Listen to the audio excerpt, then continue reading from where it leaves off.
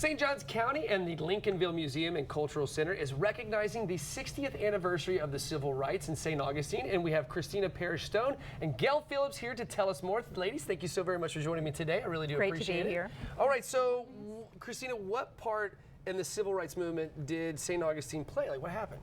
Well, an incredibly important part, and something I didn't know about when I came to St. Johns County 5 years ago. Gail is really responsible for educating me, and we've been trying to educate the rest of the world. So the Civil Rights Act passed July 2nd, 1964, and activists have been working towards that for years, but it wasn't until June of that year that Martin Luther King came to St. Augustine at the request of Dr. Robert Hailing, who was one of the civil rights leaders in our area. Oh, wow. And there was a whole month of different kinds of demonstrations happening throughout St. Johns County that ranged from marches downtown, sit-ins at the Woolworth counter, wade-ins at the beach, lots of other activities. Yeah. And it was news coverage of those events in St. Augustine that finally led to Congress passing the Civil Rights Act. No way, that's really impressive. Yes. Wow. Okay, so what are some of the events commemorating this time in African-American culture in historic St. Augustine?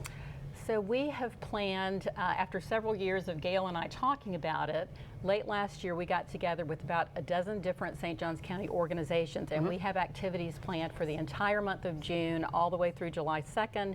It ranges from luncheons to lectures to concerts to films. We're kicking it off June 5th with the opening of a new exhibition out at the St. Johns County Pier called Waves of Change that's about the wade-ins. Cool. And then our museums have a variety of exhibitions, and I think Gail's going to share specific information about the Lincolnville Museum. Right, yeah, so Gail, tell us about the Lincolnville Museum and Cultural Center and what you guys have planned. Like, what are the guests going to experience? So we have a variety of activities planned. We're rolling out a new updated civil rights exhibit, which a lot of the iconic pictures that you see about, you know, like the acid being poured in the pool at the Monson Motor Lodge and wade-ins, those things all happened during the summer of '64 in St. Augustine.